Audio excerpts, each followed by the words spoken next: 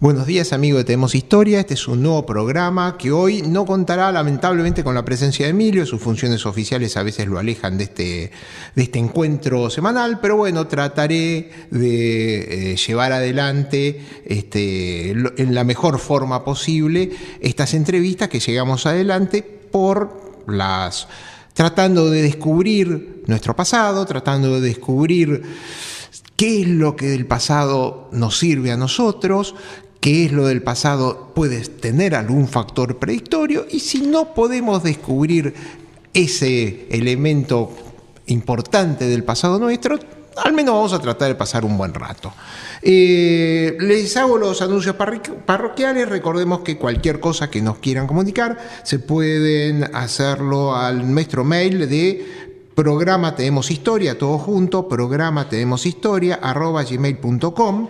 Si no, le pueden mandar un Twitter a Emilio Perina, que últimamente está tuitando menos por sus tareas funcionales. Y todos estos programas están siendo grabados por Daniel Villarroel desde hace muchos años. Los pueden ver en distintas redes. Los programas anteriores los pueden ver en vimeo.com/Tenemos Historia, vimeo.com, y los últimos meses ya nuestro programa está en YouTube, en donde perfectamente lo pueden ver como Tenemos Historia, y van a aparecer los programas que hemos grabado a lo largo de este último año. Bueno, el día de la fecha, este es el momento que generalmente Emilio empieza a pasar lista de todas las personas que han pasado por este programa, las profesiones de las personas que han pasado por este programa, y hoy deberíamos bromear con el tema de que hasta ahora nunca habíamos tenido un bioquímico que pasase en Tenemos Historia. Bueno, ya había estado en segunda oportunidad, pero a nuestra lista agregamos un bioquímico, que es el amigo Francisco Boyogana, que nos trae una vez más su perspectiva sobre la historia de Sarmiento, ¿no? Francisco, mucho gusto nuevamente de estar acá. Ya te hemos entrevistado en otras oportunidades, pero bueno, siempre hacemos un poco hincapié esta historia de que como un periodista, un médico oftalmólogo y ahora, un bioquímico, nos sentamos para hablar de nuestro pasado. Los historiadores se ponen un poquito preocupados por eso, pero yo creo que la perspectiva que le agregamos desde nuestra óptica y de nuestra perspectiva de conocimiento, en algo enriquece el proceso. Bueno, yo estoy perfectamente de acuerdo con lo afirmado, pero diría que así como yo no puedo ética y moralmente ejercer ilegalmente la medicina, tampoco creo que sea un incursor malvenido en el campo de la historia. Al fin y al cabo, mi propósito ha sido siempre encontrar los nichos de la historia que no han sido ocupados por autores que se han dedicado profesionalmente a la historia o aficionados como yo. Hace 10 años tuve la fortuna de ser convocado para una reunión donde estábamos nosotros tres en un estudio de la calle Florida, cuando yo había presentado un libro que se llamaba Sarmiento y la Patagonia. Sí. Después de Sarmiento y la Patagonia vinieron otras cosas. Bueno, les quiero recordar que estamos hablando con Frank. Y ahí apareció hace 5 años Sarmiento y el laicismo, religión y política. Un libro que fue premiado por la Asociación de Escritores. Sí. La Sociedad Argentina de Escritores le dio la Faja de Honor 2012. Pero yo realmente creo que se debe a la inconsciencia de los jueces dentro de la Sociedad Argentina de Escritores, pero eso fue un regalo no esperado, pero que no nos ha quitado felicidad por eso. Por eso, bueno. Y ahora hemos llegado a otro aspecto que era el de Sarmiento, filósofo. Bueno, justamente. Perdón, sí. Quería un renglón más añadir para poner en claro cuál ha sido la visión conceptual de ese personaje máximo en lo personal de nuestra historia que yo considero Sarmiento, porque muchas veces me he referido a través de todo lo que he escrito a algo que Ortega y Gasset se dedicó a separar la paja del trigo, y fue el tema de las ideas y de las creencias. Yo creo que Sarmiento ha sido un hombre manejado difícilmente por quienes han seguido su trayectoria en la vida, precisamente por entreverar conceptos diferentes como son precisamente ideas y creencias. Con el laicismo, lo único que yo traté fue de caer en el campo de las creencias, pero me quedaba vacante un nicho, como decía al principio, sobre la parte de las ideas. Y la parte de las ideas son las que se han tratado de reflejar en el libro que tenemos aquí presente. Bueno, y del que vamos a hablar a continuación. Francisco, vamos a un corte y volvemos en Tenemos Historia.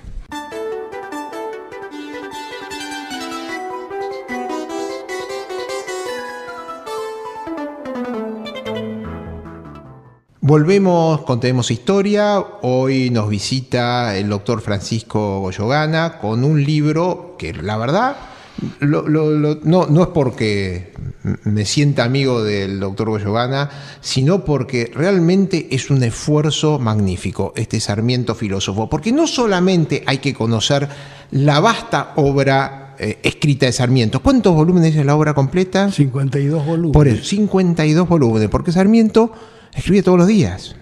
Y además tiene un aditamento que puso su nieto, Belín Sarmiento, que sí, fue un índice onomástico que en sí mismo es un volumen que harían 53. Mira vos. Sí, porque, bueno, fue toda una historia la edición de la obra completa de Sarmiento. Pero bueno, entonces no solamente el doctor Goyogana conoce la amplia obra escrita de Sarmiento, hombre que escribía todos los días, aún siendo presidente no dejaba de escribir, ¿no? Todos los días sacaba un artículo. Eso por un lado. Y por el otro lado, acá, al hacer referencia a los filósofos, está demostrando una erudición que me asombra, porque sinceramente para poder hacer esto hay que conjugar dos mundos enormes. Uno, la obra completa de Sarmiento, 52 volúmenes. Y por el otro lado, la historia de la humanidad, porque la filosofía es la historia de la humanidad. Es más, hasta tenés una serie de disquisiciones sobre qué es la filosofía, ¿no? Porque justamente, ¿qué es? Bueno, el amor a la sabiduría, el amor al conocimiento. Es más de eso. Es más de eso. Y Sarmiento justamente demuestra una perspectiva por la enorme curiosidad que él tenía por el mundo que lo rodeaba. Una curiosidad con respecto a qué es la filosofía para Sarmiento. Es que precisamente la naturaleza del filósofo se apoya en la curiosidad, porque la curiosidad es lo que promueve el conocimiento. Cuando uno se interesa por ir develando los misterios ocultos de la naturaleza y de la ciencia, Sarmiento lo hizo con la naturaleza y lo hizo con la ciencia. Lo hizo con la ciencia, ese es un detalle muy importante. Bueno, vos hablás de las distintas influencias o distintas vertientes que Sarmiento va desgranando a lo largo de su larga existencia. Porque en la obra de Sarmiento uno puede encontrar elementos de la filosofía clásica, aristotélica, platónica, hasta lo que era el último grito de la moda, que era el positivismo, y por otro lado Darwin y Spencer. Es muy curioso, porque cuando uno va a los debates de cultura americana, los americanos todavía siguen debatiendo a Darwin. Los americanos hay hasta problemas legales si se enseña o no se enseña a Darwin en los colegios. Que a nosotros nos sorprende, porque realmente nosotros absorbimos los conocimientos evolucionistas, el conocimiento spenceriano. La generación del 80 fue spenceriana. Con todos los problemas que trae el Spencer y todos los errores que tiene Herbert Spencer, y que para mí terminaron desembocando en una guerra mundial trágica. Pero bueno, no importa, eso después lo discutiremos. Pero los argentinos asumimos el darwinismo con una naturalidad que en otras partes del mundo, ya digo, hay que ir a Estados Unidos, hay una resistencia feroz a la enseñanza de las teorías evolutivas de Darwin. Y eso se lo vemos a Sarmiento. Bueno, en Estados Unidos hoy hay 8 estados que tienen prohibido la enseñanza de la teoría de Darwin en la escuela pública. Sí. De modo que eso se debe a... El creacionismo, el diseño inteligente, esas cosas, pero el darwinismo está relegado. Por eso yo escribí, antes que este libro, otro que se llama Sarmiento y el laicismo. Exactamente, bueno, eso vamos a llegar. Es decir, no tenemos que mezclar especies diferentes porque son híbridos que no sirven para nada. El problema de Sarmiento fue separar precisamente las ideas y las creencias de lo que mencionábamos hace un momento. Sarmiento... yo creo que, como está en el libro citado permanentemente a través de las páginas, está mencionado su intervención en el libro, porque en realidad este libro, más que escribirlo yo, lo escribió el mismo Sarmiento. Bueno, yo no te quites mérito, esto es una lo que hice fue mayúsculo. tratar de pasarle el peine fino a todos las menciones de filósofos y corrientes filosóficas que he encontrado en las varias lecturas del paciente, por supuesto, de los 52 volúmenes, porque son muchos, y todo eso rescatarlo, después clasificarlo, y al final llegar a la conclusión de que Sarmiento era un historiador y además era un filósofo porque tenía ideas propias. Exactamente. Y además, juntando las dos cosas, un filósofo de la historia. Entonces, ahí llegamos en la parte final del libro, de Sarmiento, filósofo, encontramos algo que tiene que ver con algo que en el prólogo yo decía que de la misma manera que la fronda de un árbol no alcanza al cielo, ni sus raíces el infierno, la inteligencia de Sarmiento ocupó una equidistancia entre ambos límites para desarrollar su pensamiento filosófico.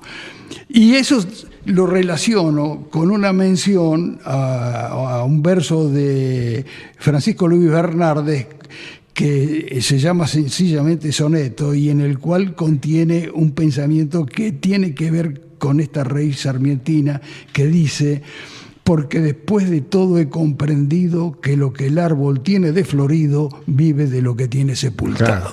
Claro. Muy lindo verso. Una pregunta, y a ver si la vas a poder.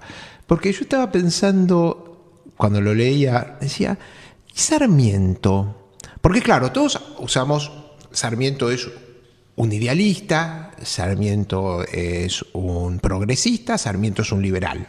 Esas son grandes definiciones, pero cada una hay que desmenuzarlo. Porque, por ejemplo, hablamos de Sarmiento era un idealista, pero él era un idealista platónico, es decir, tenía esa referencia a un mundo ideal. Yo no lo veo tan así como que él fuese un idealista platónico. Estamos hablando de un momento en donde también en el mundo estaba hablando los idealistas alemanes, Fichte, etc. No creo que Sarmiento quepa dentro de un descendiente filosófico del idealismo platónico. Bueno, yo creo que aquí tenemos que esto definirlo de una manera bien gráfica. Sí, ok, dale, y es perfecto. Que Sarmiento no mamó de una sola teta. No, eso lo dejas claro de la primera hoja. Y eso es algo que, por lo menos tengo la experiencia personal. De todo lo que he leído, algo me debe haber quedado. Ahora, en lo que puedo concluir es en algo que yo llamo el pecado original de Sarmiento. Todos, según sus ideas y sus creencias, tienen, entre comillas, un pecado original. Y el pecado original de Sarmiento, a través de toda su vida, desde los 5 años que se reflejan en Recuerdos de Provincia hasta su muerte, donde lo sorprende con el libro de Spencer abierto en la página 53. Así que evidentemente algo ha estado pasando. Y yo creo que precisamente eso fue lo que hizo que Sarmiento tuviese, como digo, su propio pecado original, que era, primero, ser liberal. Sí. Segundo, ser democrático. Y tercero, fundamentalmente, amante de la libertad, pero por eso extensivo y abierto a todas las ideas. Sarmiento era un individuo, y eso se ve a través de toda la obra, y sobre todo en las cartas de Sarmiento con sus amigos y con sus no tan amigos, donde él pone claro que él era, primero, era liberal, era democrático, como decíamos, pero también era laicista. Es decir, que Sarmiento no estaba en contra de ninguna religión. Incluso a Sarmiento la prensa amarilla de su época lo llegó a tildar de judío, por raíces de sus antecesores del sur de España. Pero son de estas cosas que se dicen con maldad. Bueno. Tengan en cuenta, hay que tener en cuenta una cuestión, y es que Sarmiento tuvo un conflicto entre las ideas liberales y las ideas dogmáticas. A eso, Francisco, volvemos en un minuto en Tenemos Historia.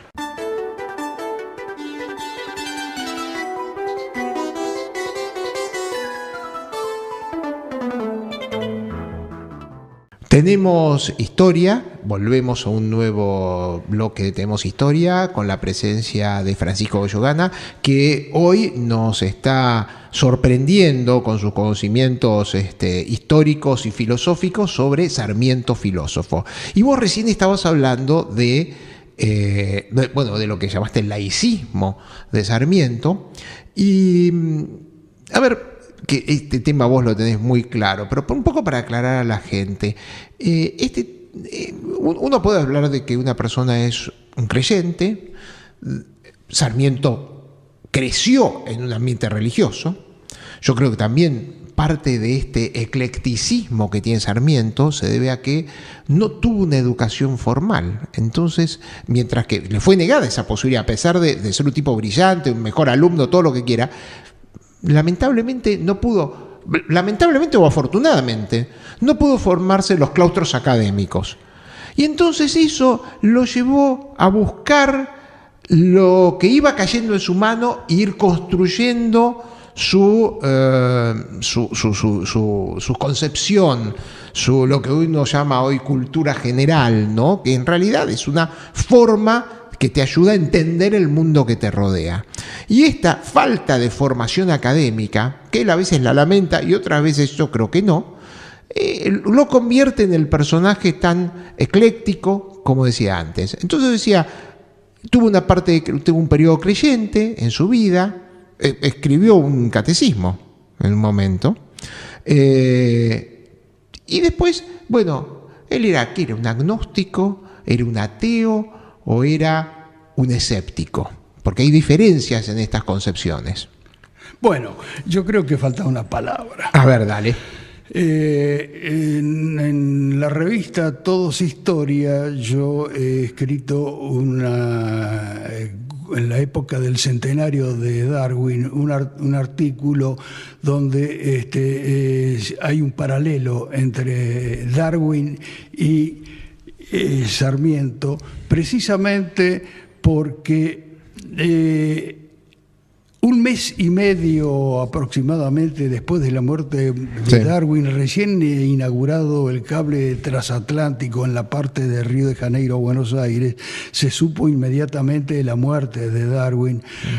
Y la sociedad, el Círculo Médico de Buenos Aires le encarga a Sarmiento en 1882, en el mes de mayo, Darwin había muerto en abril, una conferencia de homenaje al sabio, porque era muy importante. La conferencia que da Sarmiento en el Teatro El Nacional tiene una duración de 4 horas con intervalo.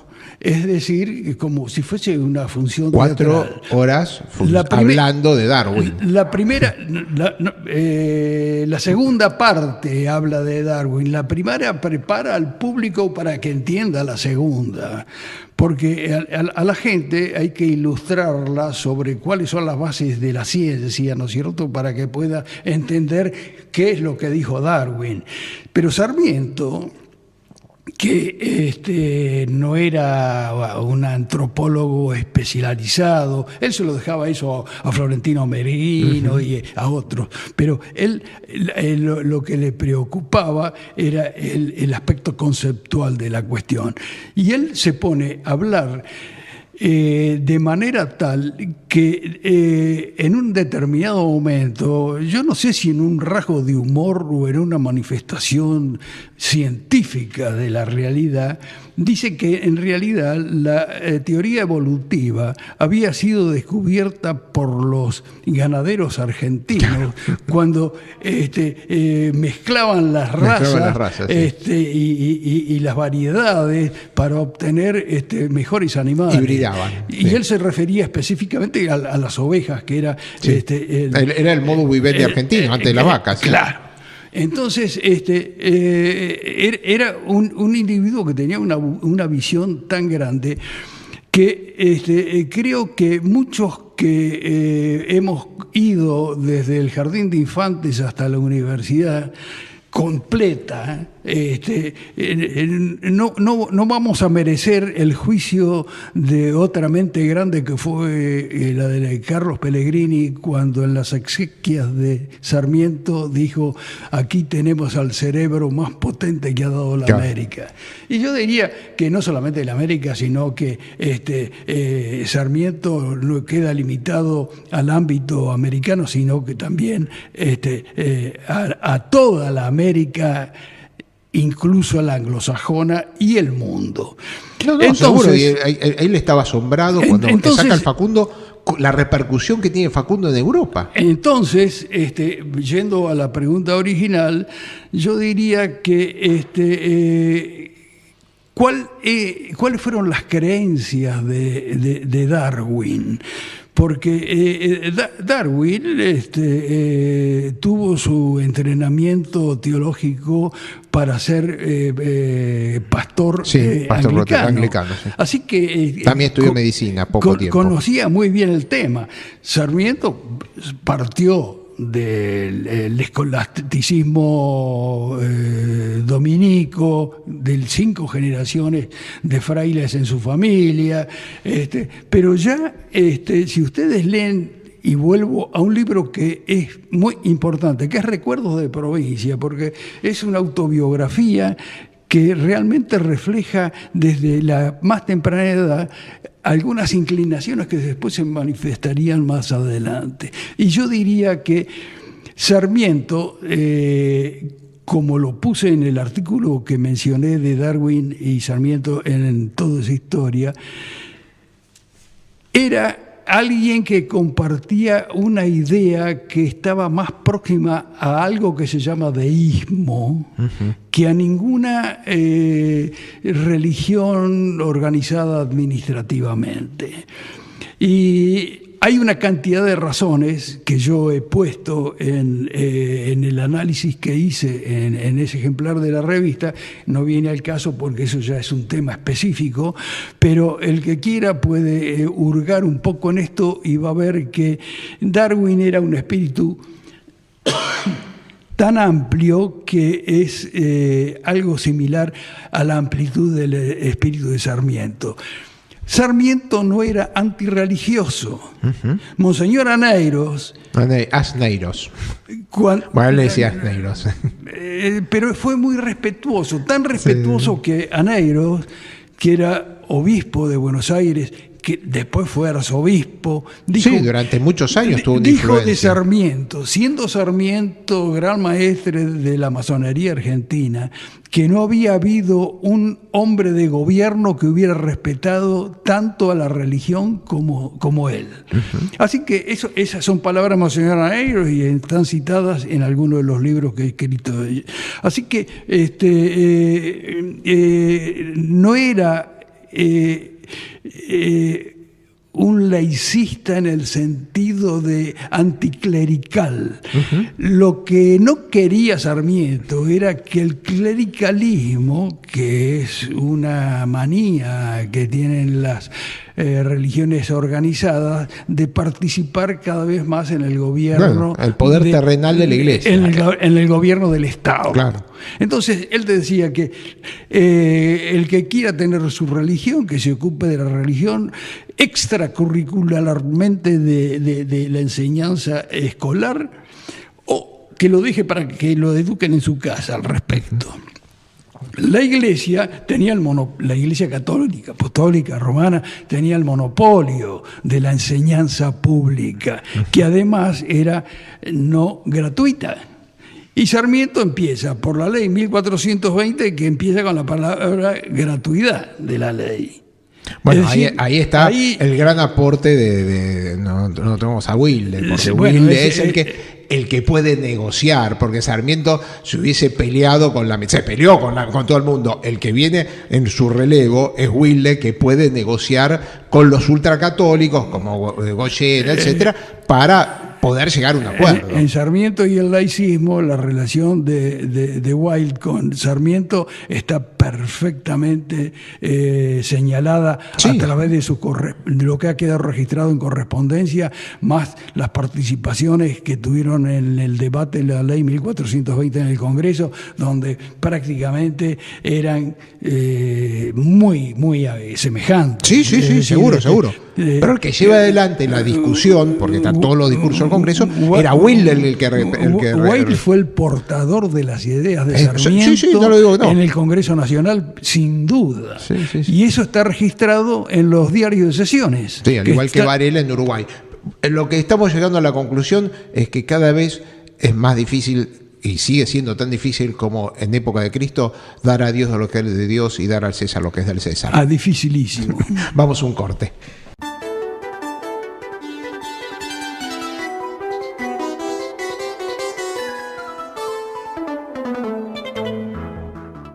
Bueno, volvemos. Este es un nuevo bloque. Tenemos historia. Ya estamos con el doctor Francisco Goyogana hablando de Sarmiento Filósofos. Ya saben que si nos quieren escribir un mail o opinando sobre esto o haciendo aportes, pueden hacerlo a nuestro mail programa temoshistoria todo junto @gmail.com, o en tal caso, si esto lo quieren ver dentro de unos días, va a estar disponible en YouTube y lo van a poder bajar y ver al doctor Goyogana expresarse tan magníficamente sobre un tema tan complejo como es este de Sarmiento y la filosofía, que es algo tan abarcativo que podemos terminar en cualquier lado.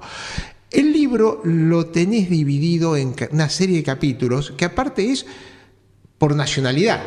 La influencia de Sarmiento de los filósofos ingleses, la influencia de Sarmiento de los filósofos franceses, la influencia de Sarmiento de los filósofos holandeses, la influencia de Sarmiento de los filósofos alemanes. Que eso es un trabajo, no sé, ¿por qué lo organizaste de esa forma, no? Bueno, yo creo que hay ensaladas que son indigestas. Sí. Y sobre todo cuando se trata de ideas no comprensibles.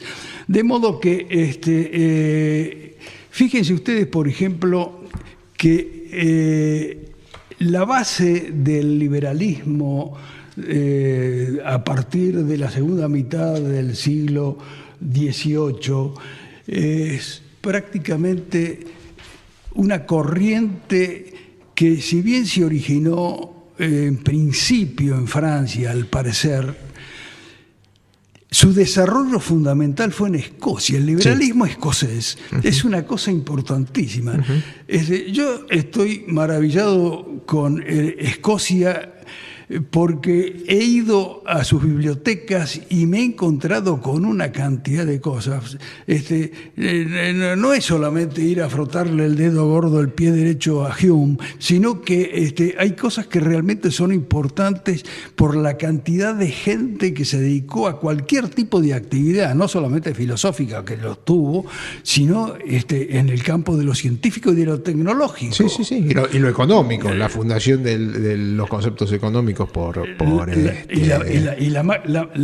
el vapor, que fue la gran energía que desató la revolución industrial, fue el aprovechamiento de la fuerza del vapor. Era Watt, que era escocés. Bueno, quedó pendiente una idea, que era si Sarmiento, a través del recorrido de la filosofía, que yo decía que siempre uno no se puede dejar de desprender de muchas cosas. Yo esto lo delinearía en una visión de continuidad, en la cual las ideas filosóficas de Sarmiento se asemejan a una travesía por una galería de espejos, que son una mirada una miríada de reflejos, como pasar por un salón espejado, donde todos los reflejos exigen un ejercicio de análisis para determinar el esquema formal en que se organizan los elementos constitutivos de las expresiones, de los argumentos filosóficos y también de la personalidad de los protagonistas. Así como hay un fenómeno físico de la reflexión de la luz en un salón de espejos, también hay una reflexión de las ideas de aquellos que han recorrido ya no un salón de espejos, sino los libros de los filósofos fundamentales. Entonces, todo esto exige un análisis muy cuidadoso para ir viendo que alguien como Sarmiento no estuvo ni afiliado a un partido político, porque llegó a ser presidente sin tener partido político. Sin tener partido político, sí. Es decir, un hombre tan universal, pero universal en el sentido total, porque no estaba adscripto a una corriente determinada, sino que era un ecléctico. Bien. Tomaba lo que le parecía más conveniente de cada cosa. Y ahora, dentro de los pensadores ingleses, como vos decís, primero como economista, Adam Smith sigue teniendo su valor fundamental. Rescatás la figura de Paine, que yo creo que ahora en este año del Bicentenario es importante rescatarlo a Paine, porque Paine fue y lo cita varias veces Sarmiento en su obra, a Thomas Paine, un personaje muy curioso, inglés, que pelea por o apoya la independencia de las colonias americanas, y que termina también en Francia, dentro de la Convención de la Revolución Francesa, y que su libro Common Sense, que evidentemente Sarmiento lo debe haber leído por alguna cita que vos ponés, Common Sense fue un libro que en Estados Unidos llegó a tener 500.000 ejemplares ordenados por Washington. Entonces, y también gran influencia no ya de los ingleses, pero también de Franklin. Creo que la figura de Franklin es esencial para entender un poco la cosmovisión de sarmientina. Pero justamente creo que el último deslumbramiento de su vida, como dijimos, es la figura de Herbert Spencer, ¿no? Que es que aparte Sarmiento en algún momento llega a decir: yo esto ya lo sabía, yo esto ya lo vi, esto ya lo dije cuando leía a Spencer. Lo que pasa es que lo ve volcado en letra de molde y con una estructura importante, que es Spencer es la organización particular del pensamiento darwiniano desde el punto de vista de Herbert Spencer. Bueno, yo creo que acá hay una cuestión, que es el tema de Paine. Sí. Sarmiento, filósofo, lo considera a Paine en dos aspectos de nacionalidad. porque Paine era inglés. Sí. Pero dentro de la organización que yo hice de las ideas, tuve que la ocurrencia de agruparlos por nación, porque era más fácil la comunicación en aquellos tiempos dentro de un mismo país que entre los países, aunque también existía, por supuesto. Y Paine es un tipo tan importante que Sarmiento lo menciona como inglés y como norteamericano. Claro. Bueno, tenía las dos nacionalidades. En realidad le niegan la nacionalidad inglesa. Y ustedes van a ver que en Sarmiento Filósofo, Paine es el filósofo que en la división por nacionalidad se ocupa los dos lugares. Uh-huh. Es decir, que está repetido en el libro.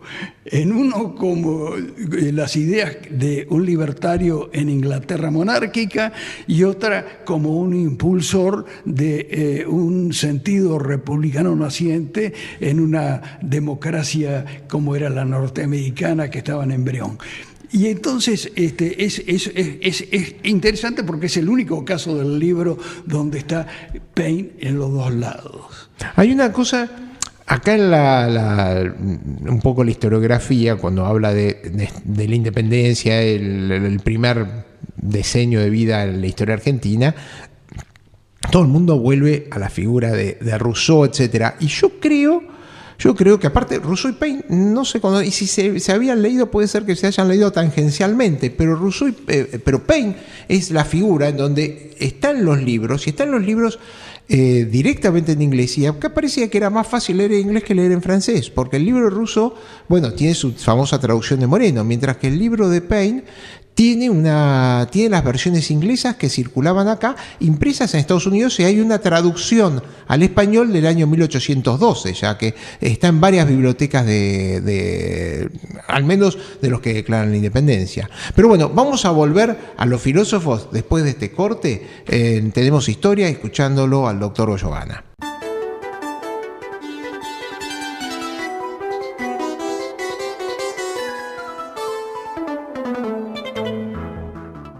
Bueno, es a veces interesante fijarse en determinados personajes, como puede ser el caso de que al escribir un libro uno se dé cuenta de las páginas que le ha dedicado a algún personaje determinado. Y eso me ha pasado en el libro con Voltaire.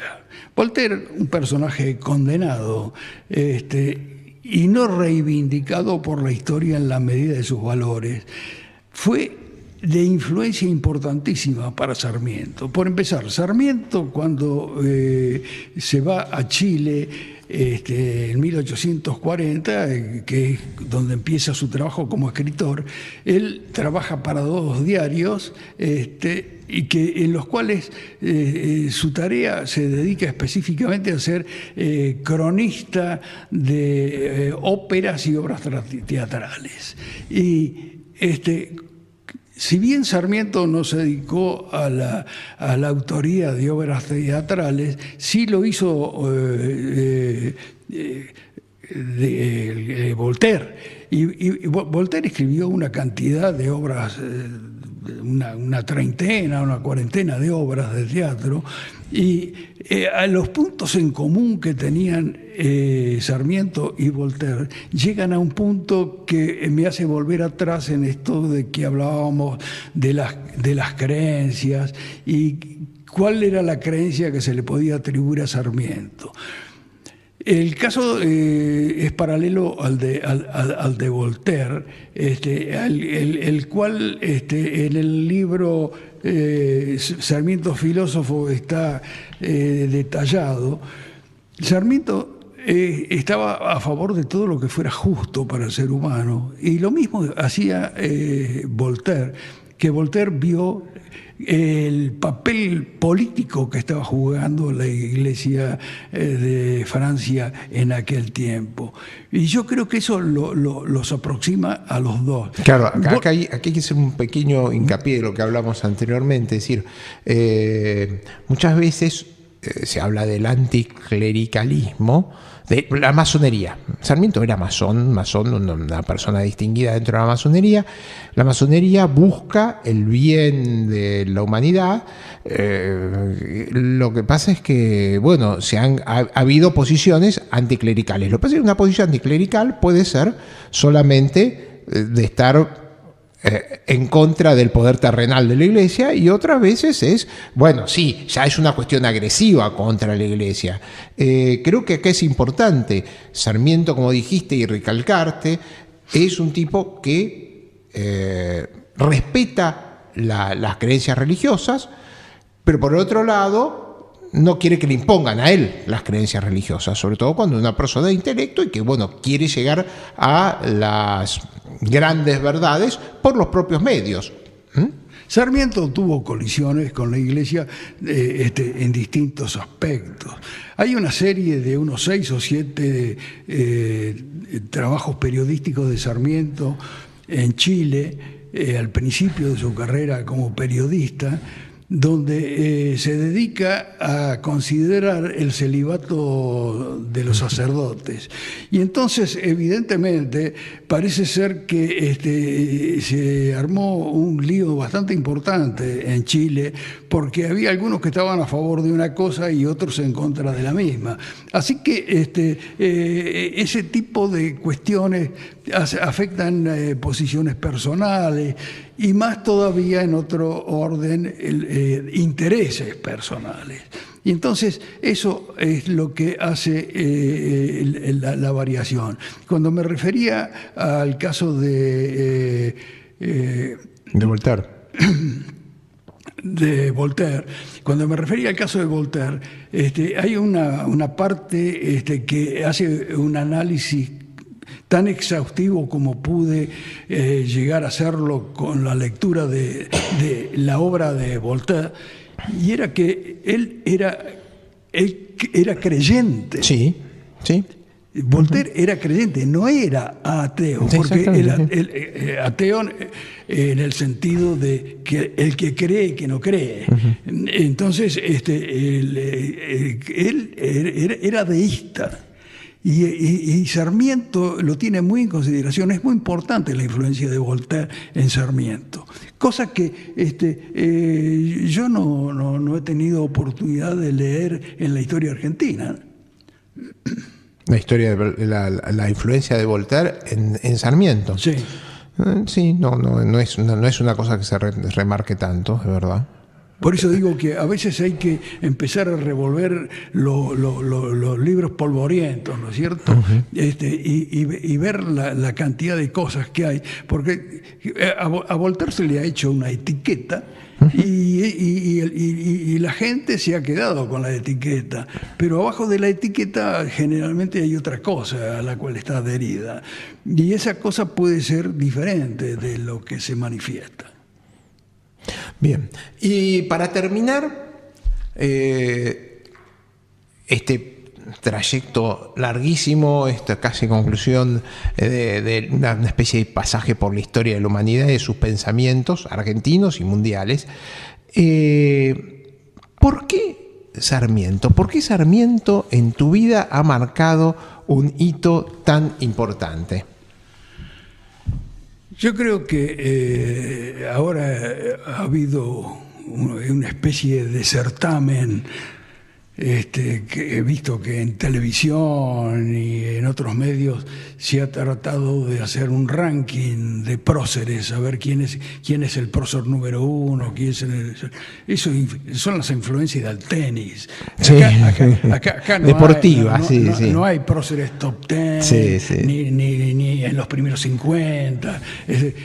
Hay gente que ha tenido, digamos, más suerte y otros menos. Ha habido hombres grandísimos como Rivadavia, uh-huh, que salvo viejos libros de la época de Ricardo Pichiril y cosas por el estilo, después se lo ha ignorado. Cuando el gran pecado de Rivadavia fue sencillamente adelantarse a su tiempo, uh-huh, un hombre progresista. Eso lo decía Sarmiento también, de que el pecado de Rivadavia fue estar adelantado al tiempo. Claro, pero tuvo su problema en 1822, cuando puso la reforma religiosa como una forma de ordenar un poco el problema del materialismo que estaba manejado por la religión. Así que cada cosa hay que ir separando la hacienda para ir viendo los distintos pelajes, ¿no? Bien. Bueno, yo quiero terminar este tránsito, este largo tránsito en la historia del mundo con este libro, la verdad magnífico, realmente uno abreva una cantidad de datos y de constancias y de elucubraciones que hace el doctor Goyogana a través de estas páginas. Y en la contratapa de este libro, Santiago Kovadlov, nada más y nada menos, Santiago Kovadlov dice: abrevar en sus aguas, nos asegura Goyogana, contribuirá a la Argentina se reconcilie con la cultura de la ley, el conocimiento, la convivencia y el progreso, que es algo que nos falta a todos. Bueno, este ha sido un programa de Tenemos Historia. Hoy hemos contado con la presencia de Francisco Goyogana y la semana que viene estaremos acá, esperemos con el señor Emilio Perina, para poder seguir contándole sobre la historia que tenemos.